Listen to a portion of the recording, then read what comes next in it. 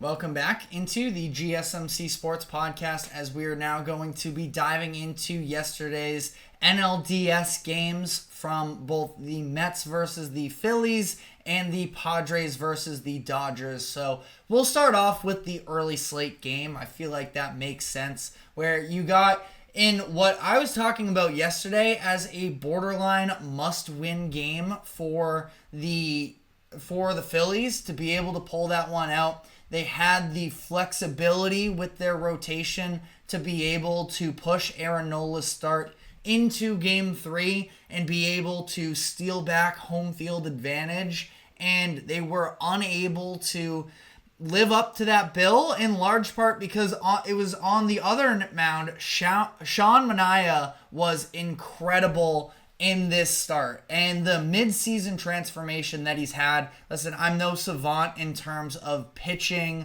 mechanics or anything like that, but the broadcast continued to mention this crossfire wind-up and delivery from him, and I mean, it has made all the difference for Manaea's second half of the season, as he has been rolling in this game. 7 innings pitched, 3 hits, 2 walks, 6 strikeouts, just 1 earned run. That is against a very talented Phillies offense. Mets fans across the board have to be thrilled with what he was able to give them in this game. On the side of Nola, largely unimpressive, to be honest, and pretty disappointing. And that is considering the fact that ultimately, I mean, you could see it early on in the game where it was, I believe, the bottom of the second inning where Pete Alonso gets the Mets on the board with his solo shot, and then just a ton of loud contact.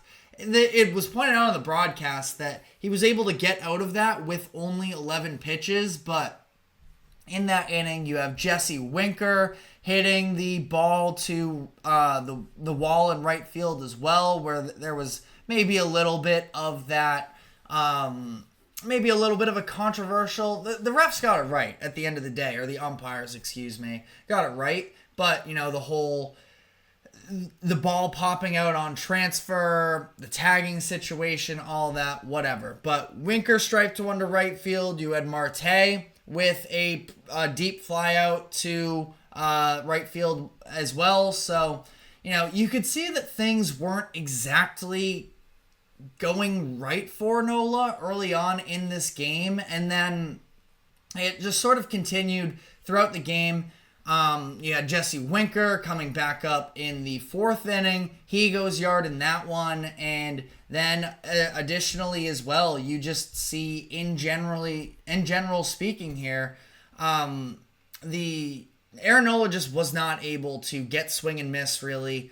Wasn't able to command the zone the way that he normally is, and he ultimately had a pretty rough outing where 5 innings pitched, 5 hits, 2 walks, 8 strikeouts, which was great, but the 4 earned runs, and felt like it probably could have been more. I do want to highlight on the Mets side of this game as well, the excellent defense that was played. That was a huge difference maker. You had Vientos in the 2nd inning making what I thought was a very impressive throw from, you know, deep down the third base line across the field to throw out Alec Boehm. You got another excellent defensive play from Tyrone Taylor in center field, gunning down Boehm once again, who was trying to stretch a single into a double and put it in the perfect spot for Lindor to tag him.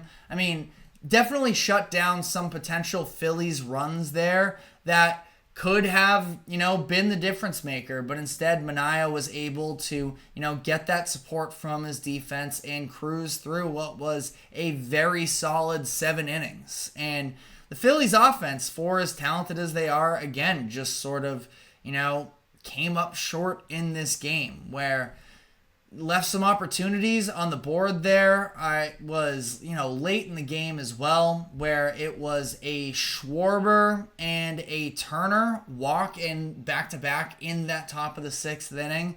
And then you had Bryce Harper, who was, you know, appearing to be one of the scariest players in the MLB right now remaining in the playoffs, with that type of a situation based off of what we saw in the 9th inning of Game 2. And instead, it was Manaea taking it to Harper, striking him out, and then getting Castellanos to line out to second, results in a double play, and get out of a situation where you have runners on first and second with the top of the order coming up and no outs. And that's really where the game shifted, because then it was Nola leading the bases. He ultimately got pulled in that one, but it was a single, a walk, and a walk to load the bases there. He comes out. Kerkering comes in. He gets the first out for gets the out at home, gets Winker to fly out, and then Marte was able to drive in a couple extra runs there. So some breathing room there,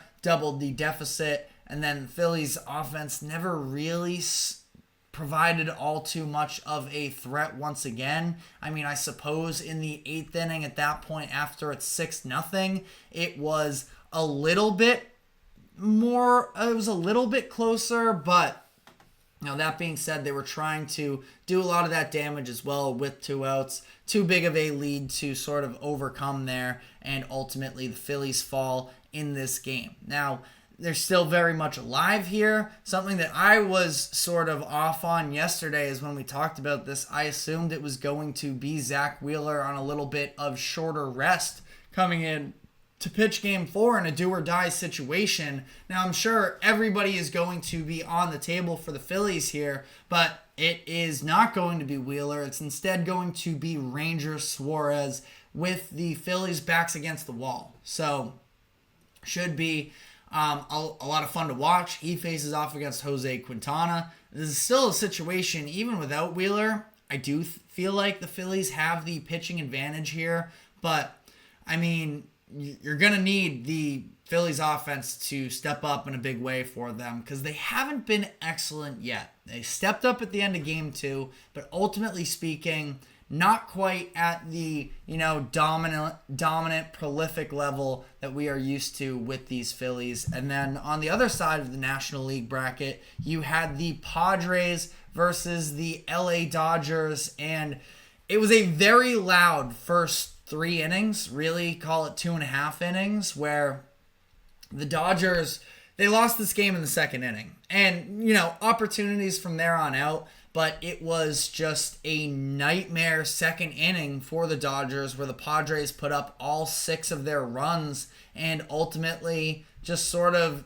preserved from there on out, where that is kind of the strength of this Padres team, is I feel like when they get out ahead, it's just very easy. I wouldn't say easy for them. Nothing in baseball is easy like that, but their bullpen is just so dominant that if they have a lead and they can control the game, that's where they really capitalize. And, in that 2nd inning, it was a couple mistakes from the infield, a little bit of a controversial play with Manny Machado running inside the baseline. Freddie Freeman trying to throw to second base, goes off the back of Machado's head and into the outfield.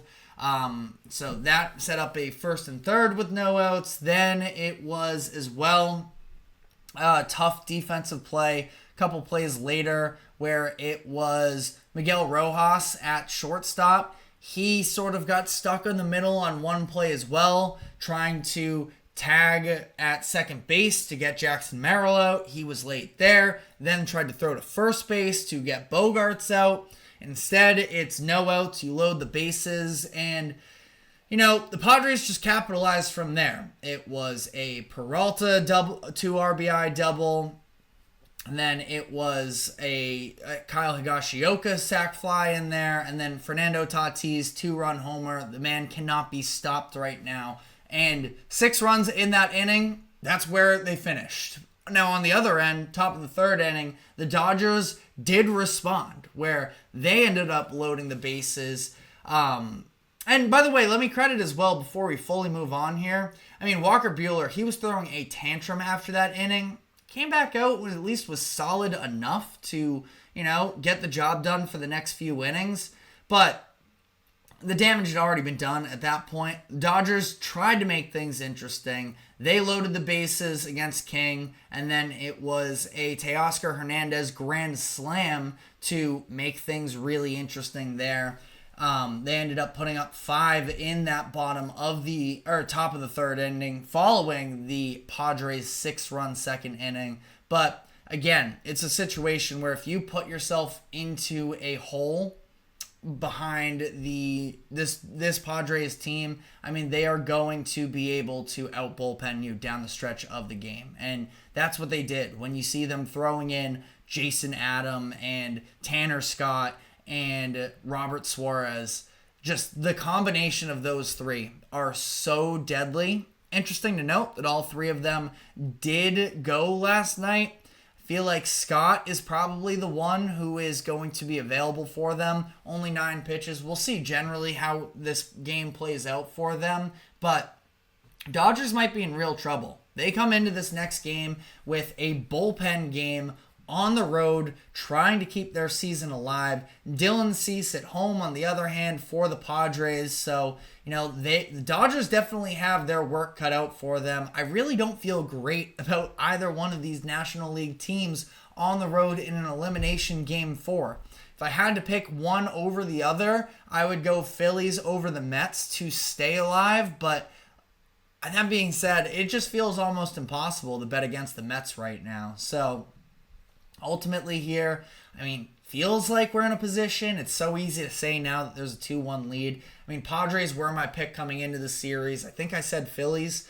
I'm not counting them out, not counting them dead just yet. But if it gets to a game 5, I love Zach Wheeler at home to be able to step up in that situation, but very tall task for them. They play at 5:08 p.m. Eastern today. The Dodgers and Padres at 9:08. So we have a day full of baseball today that we are going to be diving into basically as soon as we get off of this show here. But we do have one last segment that I want to dive into, and that is the NBA General Manager poll that was announced or sort of reported on the other day. This is an annual event where they talk about, favorites to win the finals, talking about who the best player at each position is, who GMs would start a franchise with if the league essentially went into a redraft. So I want to talk about some of the key results